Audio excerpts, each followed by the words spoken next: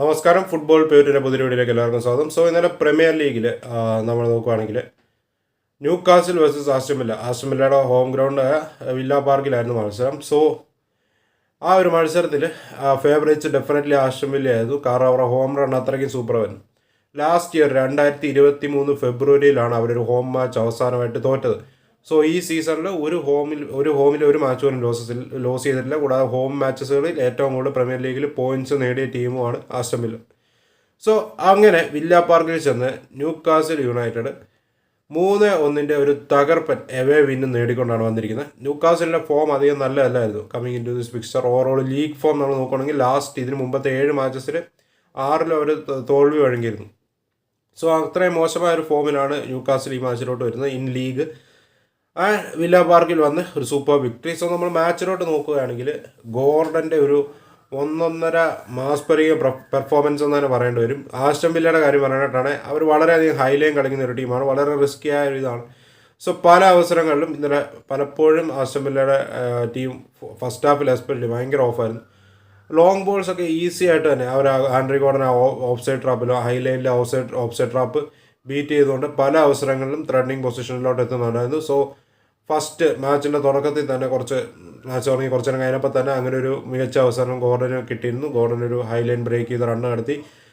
അത് എങ്ങനെയൊക്കെ ഇസാക്കിൻ്റെ ഷോട്ട് വെളിയിൽ പോയി. അതിന് ശേഷം നമ്മൾ നോക്കുകയാണെങ്കിൽ കളി മുന്നോട്ട് വന്നു. നമ്മൾ നോക്കുകയാണെങ്കിൽ പൊസഷൻ ആസ്റ്റൺ വില്ലയുടെ കയ്യിലാണെങ്കിലും ചാൻസുകൾ ക്രിയേറ്റ് ചെയ്യുന്നത് ന്യൂ കാസിൽ യുണൈറ്റഡ് ആണ്.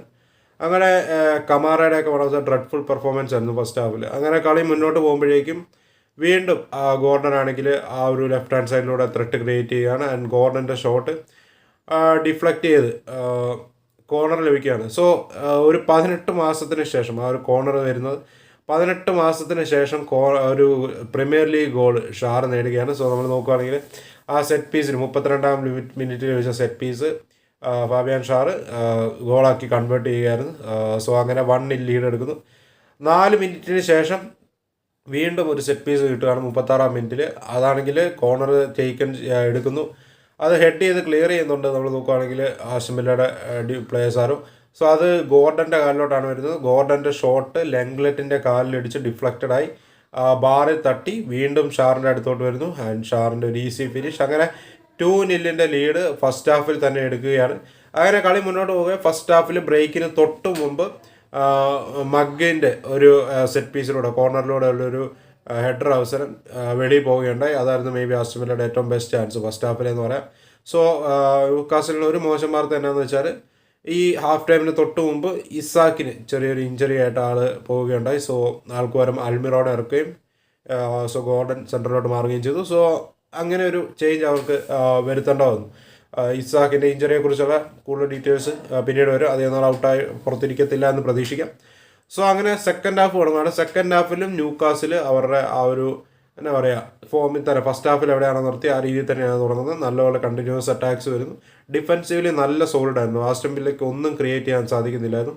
അങ്ങനെ നമ്മൾ നോക്കുകയാണെങ്കിൽ അൽമിറോൻ്റെ ഒരു ക്രോസ് ലെഫ്റ്റ് ഹാൻഡ് സൈഡിലൂടെ വന്നൊരു അറ്റാക്ക്. അൽമിറോൻ്റെ ഒരു ക്രോസ് മർഫി വന്ന് അറ്റാക്ക് ചെയ്യുന്നു. പക്ഷേ അത് മൊറൈനോടെ സ്ലൈഡ് ചെയ്ത് ബ്ലോക്ക് ചെയ്യാൻ ശ്രമിക്കാൻ വന്ന മൊറൈനോടെ ദേഹത്തിടിച്ച് അത് ഗോളിൽ കയറുകയാണ്. അതൊരു ഓൺ ഗോളായി മാറുകയാണ്. 52-ാം മിനിറ്റിൽ മൊറൈനോടെ ഓൺ ഗോളിൽ നമ്മൾ നോക്കുകയാണെങ്കിൽ ആസ്റ്റൺ വില്ല പുറകിൽ പോവാണ്. 3-0 പുറകിൽ പോവുകയാണ്. New castle 3 goal lead. അതിനുശേഷം നമ്മൾ നോക്കുകയാണെങ്കിൽ ഡിയാബിക്കൊരു ചാൻസ് മേ ബി വോക്കിൻസിന് ഒരു പാസ് ഡിയാബിക്ക് ഒരു ഗോൾ കീപ്പറിനെ മറികടന്ന് ഡ്രിബിൾ ചെയ്തിട്ട് പക്ഷേ ടൈറ്റ് ആംഗിളിൽ നിന്നൊരു വീക്ക് ഷോട്ട് എടുക്കുന്നത്. അത് ഈസി ആയിട്ട് വന്ന് ന്യൂ കാസിലെ ഡിഫൻഡർ ബ്ലോക്ക് ചെയ്യാണ്. അതിനുശേഷം നമ്മൾ നോക്കുകയാണെങ്കിൽ ആസ്റ്റൺ വില്ലയ്ക്ക് ഒരു മൊമെൻറ്റം കിട്ടിയത് മേ ബി ബെയ്ലി ഇറങ്ങിയതിന് ശേഷമാണ്. ബെയ്ലി ഇറങ്ങിയതിന് ശേഷം മേ ബി ആസ്റ്റൺ വില്ല എന്തെങ്കിലുമൊക്കെ ക്രിയേറ്റ് ചെയ്യുന്നു. Really new castle defenders struggle ചെയ്യുന്നു. ബെയ്ലി ത്രൂ ആണ് അവർ ഈക്വലൈസ് ചെയ്യാനായിട്ടുള്ള ചാൻസ് ക്രിയേറ്റ് ചെയ്യുന്നത്. ബെയ്ലി നമ്മൾ നോക്കുകയാണെങ്കിൽ റൈറ്റ് ഹാൻഡ് സൈഡിലൂടെ അറ്റാക്ക് ചെയ്യുന്നു. അതൊരു സൂപ്പർ ക്രോസ് ഡെലിവറി ചെയ്യാണ്. വോക്കിൻസും അത് ഫിനിഷ് ചെയ്യാണ്. വോക്കിൻസിൻ്റെ 50-ാമത്തെ ഗോളാണ് in premier league. Great achievement.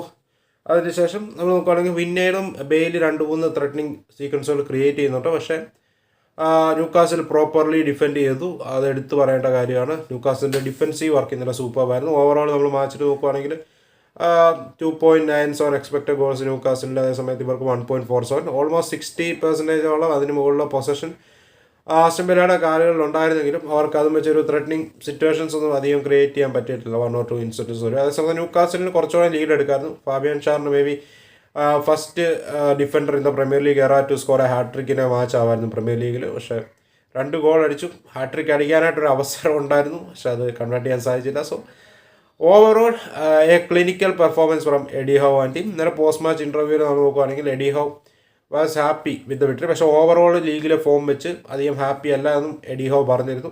അതേസമയത്ത് ഇപ്പുറത്ത് ആസ്റ്റൺ വില്ലയുടെ ഉനയ് എമറി ആണെങ്കിൽ ഓവറോൾ ഈ സീസണിലെ പ്ലേയേഴ്സിൻ്റെ എഫേർട്ടിനെ പ്രൈസ് ചെയ്തെങ്കിലും ഇന്നലത്തെ മാച്ചസിൽ തങ്ങളുടെ ടീം ഓവറോൾ ഡൗൺ ആയിരുന്നെന്നും ഉള്ള കാര്യം അഡ്മിറ്റ് ചെയ്തു. വെറുതെ പോളിഷ് ചെയ്യാനൊന്നും പോയില്ല, ആൾ ഉള്ള പോലെ പറയുകയുണ്ടായി.